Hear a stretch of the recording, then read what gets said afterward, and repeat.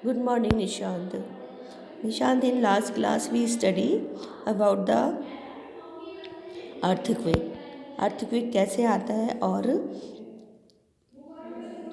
ये क्या होता है, इसके बारे में हमने इसका इंट्रोडक्शन स्टडी किया था। अब इस क्लास में today we will study about the detail of earthquake.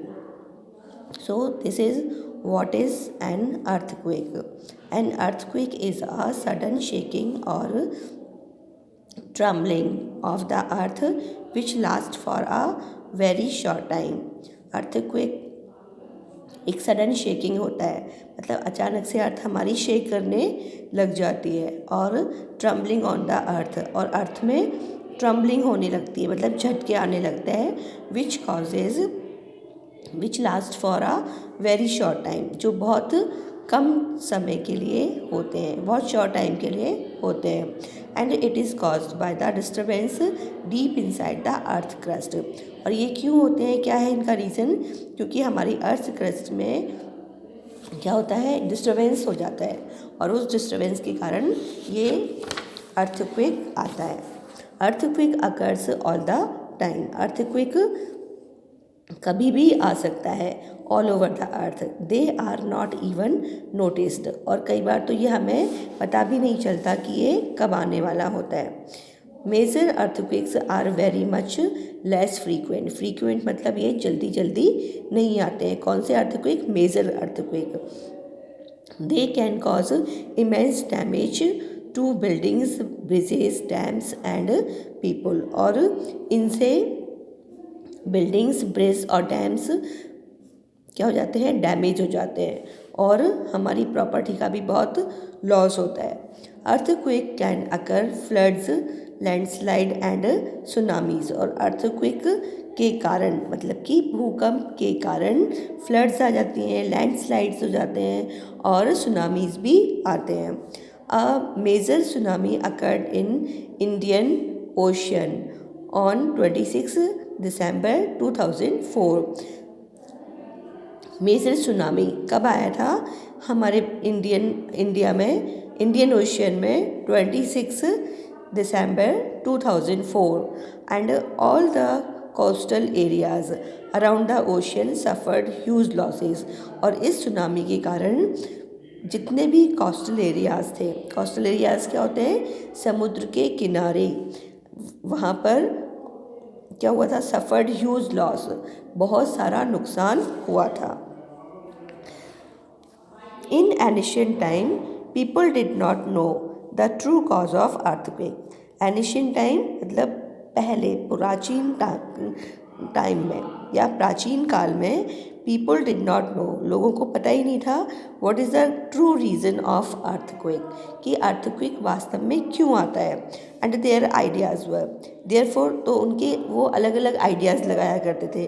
Therefore expressed in mythical stories such as one told by भुजाउस grandmother, similar myths were prevalent in other parts of the world. तो इसके लिए लोगों ने कई सारी stories बना रखी थी कि अर्थक्वेक शायद कोई देवीय प्रकोप है, इसके कारण, या देवी देवता हमारे या भगवान हमारे नाराज़ हो जाते हैं, इसलिए ये अर्थक्वेक आते हैं। Now we are know that the tremors are caused by the disturbance deep down inside the uppermost layer of the earth. Now we know that, अब हमें लेकिन ये जानकारी मिल चुकी है that the tremors क्या होते हैं? झटके, अर्थ में जो झटके लगते हैं, आर कॉज्ड क्यों होते हैं वो?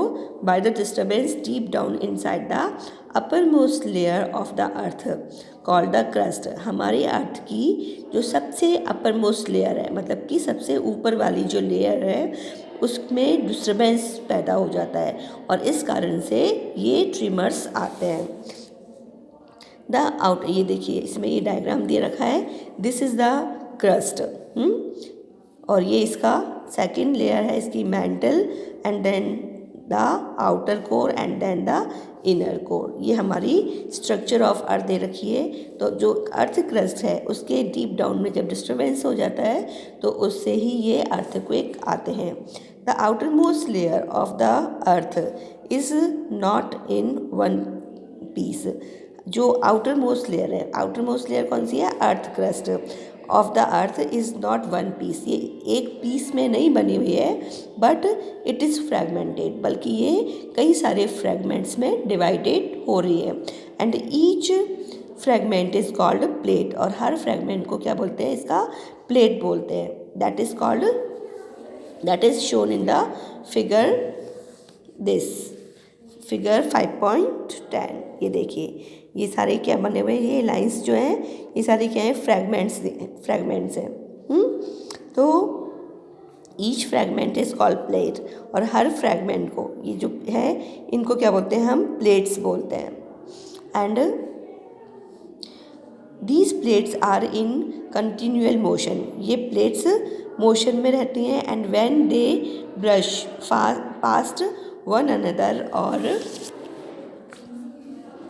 और a plate goes under the another due to the collision, और ये जो प्लेट्स है इनमें मूवमेंट होता रहता है, और ये एक दूसरे के ऊपर क्या करती रहती हैं? ओवरलैप करती रहती हैं। And they cause disturbance in the earth crust, और इस ओवरलैपिंग के कारण ही क्या होता है? अर्थ क्रस्ट में डिस्टर्बेंस पैदा हो जाता है। And it is as disturbance, and it is this disturbance that shows up as an earthquake on the surface of the earth, and this disturbance, और इस disturbance के कारण that shows up in the earthquake on the surface of, और यही अर्थ की surface पर earthquake के form में हमें दिखाई देता है।